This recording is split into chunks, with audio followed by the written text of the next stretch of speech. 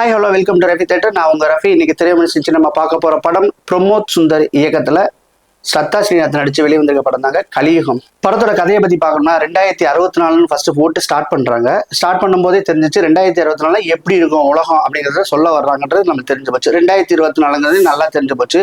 அவங்க சொல்ல வர கருத்து என்ன கேட்டீங்கன்னா, தண்ணி கிடைக்காது உங்களுக்கு, சாப்பாடு கிடைக்காது உங்களுக்கு, மனித நேயம் சுத்தமா இருக்காது. இந்த ஒற்றை வரியை வச்சுட்டு இந்த படத்தை எடுத்திருக்காங்க. இதுதாங்க இந்த கலியுகம் படத்துடைய கதைன்னு சொல்ல முடியும். ஓகே, இப்போ டீட்டெயிலாக போகலாம். டீட்டெயிலாக போனோன்னா 2064 வந்து பார்த்தீங்கன்னா ஒரு மனிதனுக்கு மனிதன் எதிரியா வந்து சண்டை போட்டுட்டு இருக்காங்க. ஒருத்தவங்க பண்ற ஆட்சி வந்து பிடிக்காம இன்னொருத்தவங்க என்ன செய்யறாங்க, தீவிரவாதம் மாதிரி இவங்க வந்து ஆப்போசிட் ஆகிறாங்க. இவங்க வந்து என்ன செய்யறாங்கன்னா, கொஞ்சம் கூட ஈவு இறக்கம் இல்லாம அந்த ஏழைகளையும் அந்த போராட்டக்காரர்களையும் கொள்றானுங்க. ஸோ கொண்டு கொண்டு கொண்டு கொண்டு புதைக்கிறது. அங்க வந்து மனித நேயம் இல்லைன்னு ஆயிப்போச்சு. இப்போ இவங்க தப்பிச்சு எங்கே ஓடணும்னு கேட்டோம்னா, தப்பிச்சு ஓடுறாங்க. அங்க வந்து பாத்தீங்கன்னா ஒரு சேஃப் ஹோம்னு ஒண்ணு இருக்கு, சேஃப் ஹவுஸ்னு ஒண்ணு இருக்குது. அந்த சேஃப் ஹவுஸ்குள்ள போயிட்டாங்கன்னா இவங்க உயிர் பொழைச்சிடலாம்னு சொல்லிட்டு நம்பி அந்த சேஃப் ஹவுஸ்குள்ள போறாங்க. அந்த சேஃப் ஹவுஸ்குள்ள வந்து பயங்கரமான மர்மங்களும் திருப்பங்களும் இருந்த ஒரு கதையை சொல்லியிருக்காங்க. அந்த ஏரியா வந்து உண்மையிலே நல்லா இருக்குன்னு தான் நம்ம சொல்ல முடியும். ஏன்னா சேஃப் ஹவுஸ் வந்து நம்பி போறோம்லே, நம்பி போன பின்னாடி அங்க என்ன நடக்கணும், ஒரு நம்பிக்கைக்கு பாத்திரமானதான் நடக்கணும். அதெல்லாம் நடக்காம வித்தியாசமா ஒரு சின்ன சின்ன ட்விஸ்ட் இருக்கு. யாருமே எதிர்பார்க்க முடியாத சில விஷயங்கள்லாம் நடக்குதுங்க. அதுதாங்க கலியுகம் படத்துடைய கதை. கலியுகம்னா என்ன அர்த்தம் நம்மளுக்கே தெரியுது. கலியுகம்டா அப்படி சொல்றோம்னா என்ன அர்த்தம், எதுவுமே வந்து நம்ம நினைச்சதெல்லாம் நடக்காம முரண்பாடா நடக்குது. இப்படிதான் 2064 இருக்க போகுதுன்றது டைரக்டர் வந்து ஒரு பாயிண்ட் ஆஃப் வியூல சொல்லியிருக்காரு இது படத்துக்கு. இந்த கதையை வச்சுட்டு ஒரு கற்பனை கதைன்னு சொல்லிட்டு போனாங்கன்னா, அந்த கற்பனை கதையை வந்து டீட்டெயிலா நல்லா பண்ணுனாங்களா அப்படின்னு கேட்டா கண்டிப்பா இல்லைன்னு தான் சொல்ல முடியும். பார்த்தீங்கன்னா கொஞ்சம் கூட நம்மளுக்கு ஒட்டவே இல்லை. இப்படிலாம் இருக்குமாங்கிறதும் ஒட்டவே இல்லை. அப்படி ஒரு இதை ஸ்ட்ராங்கா சொல்லியிருந்தாலும் பரவாயில்ல, ஒரு ஸ்ட்ராங்கா சொல்லாம ஒரு மென்மையா ஒரு இதா சொன்னதுனால நம்ம தெரியல. அந்த டீட்டெயில வந்து படம் வந்து உண்மையிலே சொல்றேன், ஒரு ரொம்ப லேகா தான் போயிட்டு இருக்குது. மனுஷனுக்கு வந்து மனுஷன் வந்து கஷ்டப்படுறான்னா நம்மளுக்கு வந்து பரிதாபம் வரணும், ஒரு சிரிச்சான்னா நம்மளும் சிரிப்பு வரணும். அந்த எந்தவித எமோஷனுமே நம்மளுக்கு கனெக்ட் ஆகாம ஒரு ரொம்ப ஃபிளாட்டா போயிட்டு இருக்குது. இதுதான் வந்து கலியுகத்துடைய மைனஸ்ன்னே நம்ம சொல்ல முடியும்.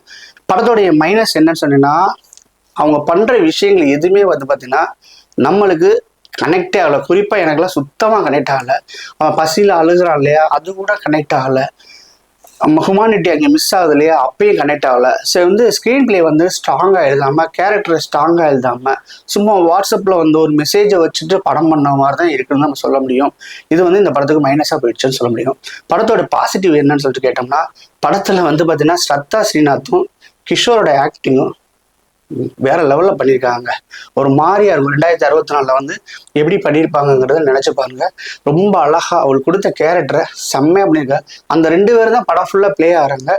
இடையில கிஷோர் கட் ஆயிடுறாரு. அதுக்கடுத்து பார்த்தீங்கன்னா ஸ்ரத்தா ஸ்ரீநாத் வந்து ஓப்பன் ஆகிட்டு அவங்களுடைய ஸ்டோரி வைஸ் போயிட்டே இருக்குது. ஸோ சொல்ற கருத்தை நம்மளுக்கு புரியுது. தண்ணி இல்லாமல் சாக போறடா, சாப்பாடு இல்லாமல் சாக போறீடா, மனிதநேயமே இல்லாமல் சாக போறீடாங்கிறது தான் அவங்க கிளைம் ஹவுஸில் சொல்றாங்க. ஸோ அதுக்கு என்ன மாதிரி ஒரு சொல்யூஷன் சொன்னாங்க அப்படின்னா, சொல்யூஷன்லாம் எதுவுமே சொல்லலை. நீங்கள் இப்படிதான் சாக போறீங்க, முடிவு என்ன 2024 இந்த 3 பிரச்சனை நீங்கள் சந்திக்க போறீங்க, சாக போறீங்கன்னு சொல்றது வந்து ஏற்றுக்க முடியலன்னு தான் சொல்ல முடியும். எப்பவுமே ஒரு படம் வந்து மோட்டிவேஷனாக இருக்குனுங்க. 2024 இப்படி பிரச்சனை வருது, 2064 வந்து நீ இந்த பிரச்சனையை சந்திக்க போற, அப்போ நீ எப்படி இருந்தா நீ அந்த பிரச்சனை சமாளிச்சு வரலாம் அப்படிங்கிற மாதிரி இருந்துச்சு.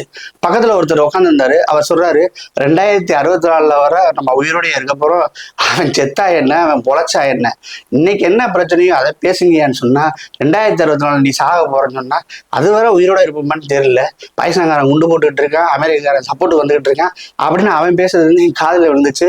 பக்கத்துல உட்காந்துருக்கவர் சொல்றதும் சரின்னு தான் எனக்கு பட்டுச்சுன்னு நம்ம சொல்ல முடியும். அந்த மாதிரி தாங்க இருக்கு இந்த படம். படத்துக்கு என்னுடைய ரேட்டிங் என்னன்னு சொல்லிங்கன்னா 10க்கு 4 கொடுப்பேன். மீண்டும் அடுத்த நிமிஷம் சந்திக்கிறேன். அதுவரை பாய். இந்த வீடியோ பிடிச்சிருந்துச்சுன்னா லைக் பண்ணுங்க, ஷேர் பண்ணுங்க, கமெண்ட் பண்ணுங்க. ரஃபி தியேட்டரை மறக்காம சப்ஸ்கிரைப் பண்ணிருங்க, பெல் பட்டனை கிளிக் பண்ணிருங்க.